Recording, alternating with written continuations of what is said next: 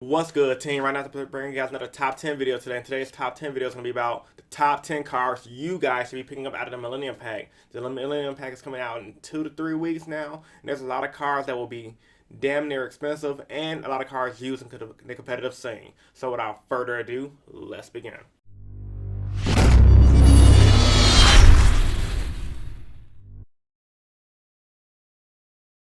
Starting by saying this list will be ranked unlike most of my top 10 videos because I believe there's a lot of good cars in this set. And with that being said, let's just get to the video. Starting off with number 10, I have Exodius the Forbidden Lord. Now, a reprint car from the set, but with that being said, I can't deny the fact that the car is pretty good. The fact basically reads, you can special summon him by returning all monsters in your graveyard to your deck. In addition to that, when you attack with him, you can send a normal monster from your deck to your graveyard and get 1,000 attack. If you got all 5 pieces of Exodius to your graveyard, you want to do them.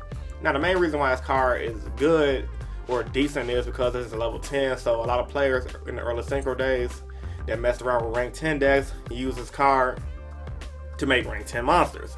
And also in addition to that, he will use as tribute fodder, and it can be used to recycle the graveyard because his effect recycles all monsters in the graveyard. A lot of players use it as that. I believe it was back in the Dragon Rule format. One of those formats. You've been playing Yu-Gi-Oh for so long, that's kind of hard to keep up. So with that being said, the card happy to be list number 10, reprint, and this is an overall solid card. Coming in at number 9, second reprint out of the set, Ring of Destruction. Now, while a lot of you guys aren't using Ring of Destruction is not a card currently used in the meta today, it does not stop the fact that Ring of Destruction is a good card. You activate in your opponent's turn because of the stupid errata, pop a monster they control, inflict damage to both players' life point, I think, by half of the monster attack or by full. Gotta reread it again. Overall, Ring of Destruction is a solid card, and it's a good pickup for you guys that haven't had a chance to get it when it was first reprinted and don't want to pay the money for the original artwork. That's not a lot to be said about the card. Coming in at number 8, we have True Name. Now, the True Name is another card coming out in this set. The True Name basically reads, you can declare a card name, excavate the card at the top of your deck.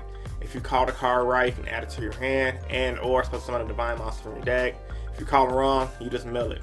Now, the reason why this card is good is because it's going to be used in a Wing Dragon Raw deck. I mean, you're going to be guessing most of the time anyway.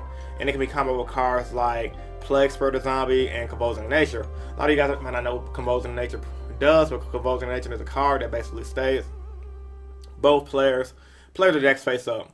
So the card is meant to be used in combo-orientated fun decks, not serious. But with that being said, it's an overall solid card for what it's meant to be. A collector's item, and people who are fans of the Winged Dragon Raw and are fans of the guy who can't fucking think of his name right now, who used the Winged Dragon Raw.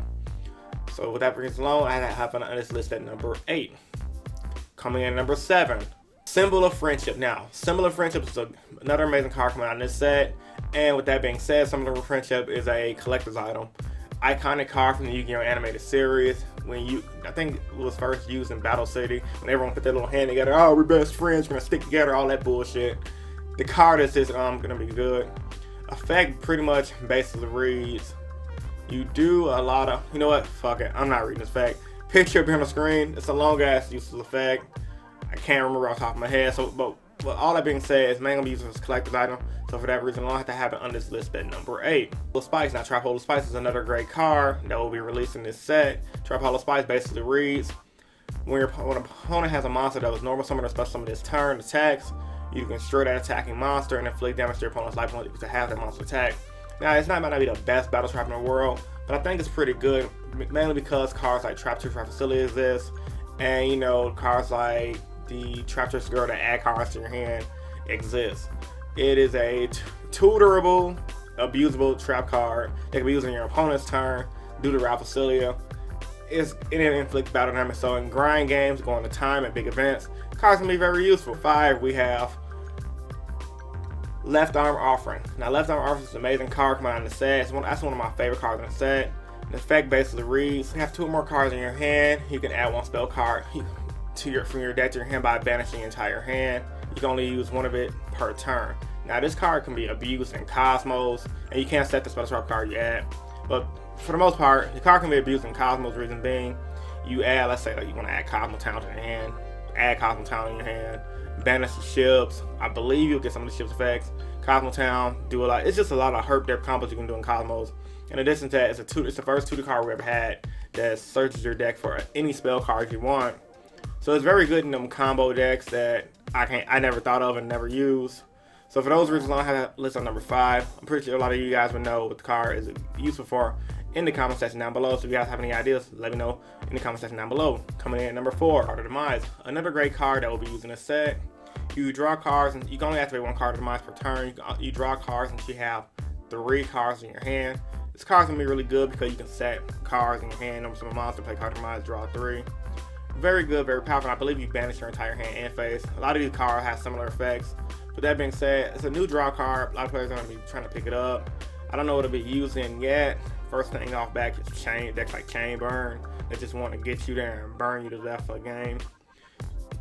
And OTK, FTK decks galore. So for now we don't get on their shit. We're going to have to be dealing with those decks in the future. Coming in at number 3, we Rebellion. Now Rebellion is a card that is I can guarantee you will be used coming out when the set releases. It's a quick play spell card. It can be used on either player's turn. Deck basically reads, during the battle phase, you can take control of one of your opponent's monsters. In addition to that, when that happens, you get the monsters to end phase and the rest of your monsters cannot attack. So I believe if you attack with your monsters first, you can take your opponent's monster and attack. Don't quote me on that. It might be real like Pot of Duality, where when you reveal for a pot, you can't draw or whatever.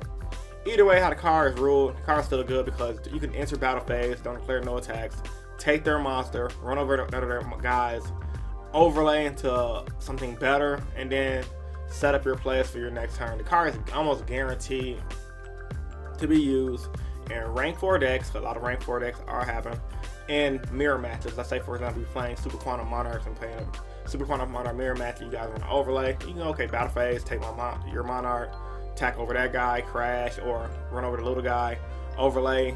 The card is dumb. It's gonna be like a $20 to $30 card off back. Collect 3. That's all I'm gonna say. Collect 3. Actually, this card should be number 1 on my list. The card is fucking dumb. But yeah, card is definitely gonna be number 1 on my list. Coming in at number 2, countdown there. Holding Legs.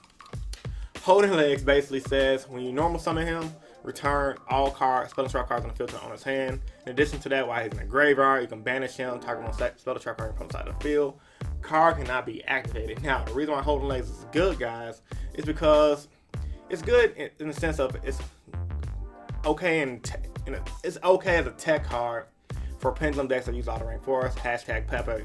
If I was a Pepe player and I saw my opponent using a lot of back row, let's say set 5 spam back rows like BA or whatever, instead of just abusing your Twin Twisters, which that deck should and will, you can go Holding Legs. Your opponent can't negate it. They bounce back the entire back row, get it into their hand, pendulum summon, attack for game. The card is really good, has a lot of potential. In addition to that, him being level 4 is even better. In addition to that, if your opponent does that card on their turn, or your following turn, you can just banish them. The card can be activated, attack for game.